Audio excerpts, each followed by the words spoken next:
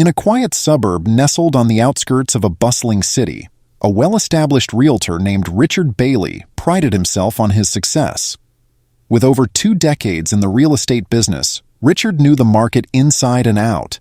His name was synonymous with luxury homes and high-end clients, but beneath the polished surface, Richard harbored deep-seated prejudices that he carefully concealed behind his charming facade. One crisp autumn morning, Richard sat in his elegantly decorated office sipping his coffee as he reviewed his appointments for the day. A prominent listing, a sprawling estate with manicured lawns and an opulent interior, had garnered interest from several potential buyers. As he scrolled through the inquiries, one caught his eye. It was from a young black couple, Marcus and Danielle Anderson, who had recently moved to the city and were looking for a home to start their family. Richard's lips curled into a thin smile as he read their message. "Not my type of clients," he muttered under his breath. He'd heard whispers about the Andersons, how Marcus was a rising star in the tech industry, and Danielle was an accomplished lawyer. But to Richard, their success meant nothing. Their skin color, however, meant everything. Reluctantly, Richard scheduled a showing with the Andersons, already planning to subtly steer them away from the estate. When they arrived, he greeted them with a forced smile and led them through the grand entrance. The couple admired the high ceilings, marble floors, and expansive windows that bathed the rooms in natural light. "This is exactly what we've been looking for," Danielle remarked, her eyes sparkling with excitement. Richard's smile grew tighter. "I'm sure it is, but I should warn you, the asking price is quite steep. It's not within everyone's budget." Marcus, unfazed, replied confidently, "We're prepared to make a full-price offer today." The realtor's expression faltered for a moment, but he quickly recovered. "Well, let's not rush into anything," he said, guiding them away from the more impressive features of the house. He subtly pointed out flaws, minor scratches on the floor, a small crack in the bathroom tile, hoping to dissuade them, but the Andersons were undeterred. They were ready to make this house their home. After the showing, Richard promised to get back to them, but in truth he had no intention of doing so. He would stall, delay, and ultimately find an excuse to reject their offer. To him, the estate was meant for a certain kind of buyer, and in his mind, the Andersons didn't fit that mold.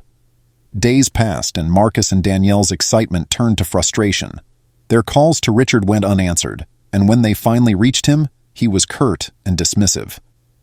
"I'm sorry," he said in a tone that was anything but the sellers have decided to go in a different direction. Marcus was incredulous. "We offered the full asking price. What more could they want?" Richard's voice was cold. "It's out of my hands now." But it wasn't. Richard had manipulated the situation from the start, ensuring that the Andersons' offer would never reach the sellers. He had already begun showing the estate to other, more suitable clients, confident that he could sell it to someone who, in his eyes, belonged there. Then, one afternoon, a new inquiry arrived. The potential buyer was a wealthy businessman named John Whitmore, who had recently made headlines for a massive philanthropic donation. Richard's eyes lit up at the prospect of closing a deal with someone of Whitmore's stature. He quickly arranged a private showing. On the day of the appointment, Richard meticulously prepared the house, ensuring everything was perfect.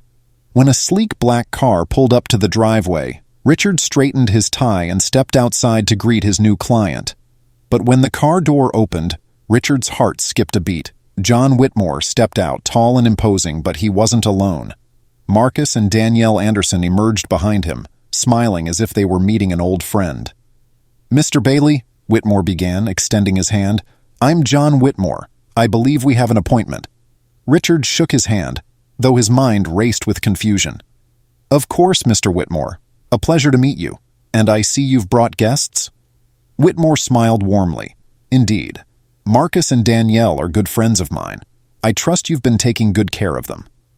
Richard's blood ran cold. He stammered, trying to regain his composure. Yes, of course. They've been interested in this property, but there were complications with the offer." Whitmore's gaze hardened. "Complications? From what I understand, they made a full-price offer. I hope there wasn't any misunderstanding." Richard swallowed hard, realizing he was caught. He forced a laugh. No misunderstanding. Perhaps we can discuss it further inside? As they entered the estate, Richard's mind raced for a way to salvage the situation. But as they walked through the house, it became clear that the tables had turned. Whitmore asked pointed questions about the Andersons' offer, questions Richard struggled to answer. Finally, they stood in the grand living room, the sunlight streaming through the floor-to-ceiling windows. Whitmore turned to Richard, his voice calm but firm. "I'd like to make a counteroffer, Mr. Bailey." Richard's heart leaped. "Of course, Mr. Whitmore. What did you have in mind?" Whitmore smiled, but there was no warmth in it. "I'll offer $1 more than whatever Marcus and Danielle offered, and I insist that the Andersons be the ones to close the deal, with you personally handling all the paperwork." Richard's face paled. He understood the implication.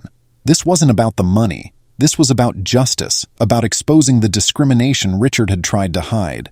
I'll need to speak with the sellers," Richard stammered. Whitmore's smile faded. "I suggest you do that, Mr. Bailey. And I suggest you do it quickly.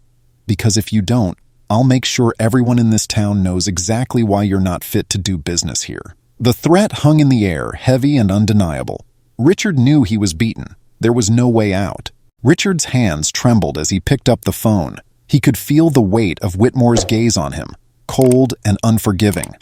Dialing the seller's number, he desperately tried to steady his voice. "Hello, Mr. and Mrs. Green? It's Richard Bailey. I need to discuss an offer on the estate," he began, forcing a casual tone. He presented Whitmore's offer, though he knew it wasn't about the money.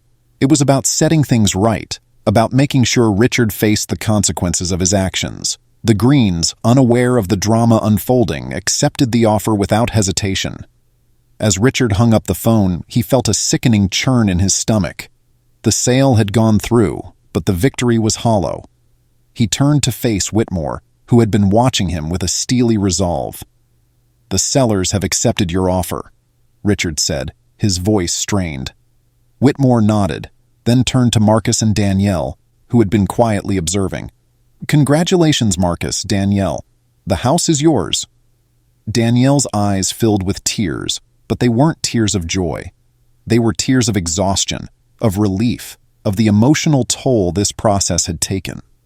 Marcus squeezed her hand, his jaw set with a mixture of pride and anger. "Thank you, John," Marcus said, his voice thick with emotion. "We wouldn't have made it through this without you." Whitmore smiled, this time with genuine warmth. "You deserve this home, and no one should have the power to take that away from you." Richard stood there, his face ashen, realizing the full impact of what he had done. His reputation, carefully built over decades, was now in shambles. Word would spread, and soon everyone would know the truth about the man who had tried to block a young black family from owning their dream home. Whitmore walked over to Richard, looking him in the eye. "Mr. Bailey, I hope this serves as a lesson. Discrimination has no place in this world, and if you continue down this path, there will be more consequences than just losing a sale."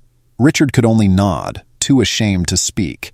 The shame gnawed at him, a bitter taste he knew would linger long after this day.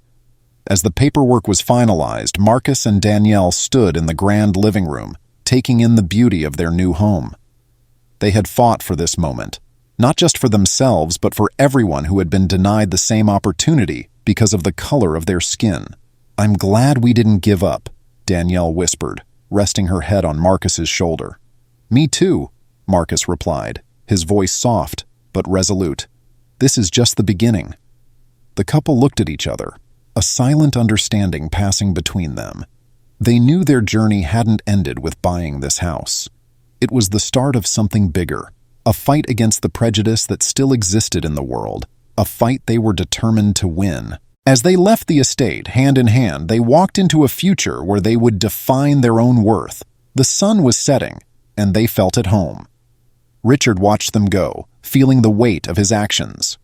He knew his life would never be the same. In that moment, he made a vow to confront the prejudices that had controlled him for so long. But it was too late. The Andersons started a new life, while Richard faced the consequences of his own actions. The house, now sold, symbolized wealth, success, resilience, and hard-won victory. For Richard, it would always be a reminder of the day he lost more than just a sale. He lost respect from those who mattered most.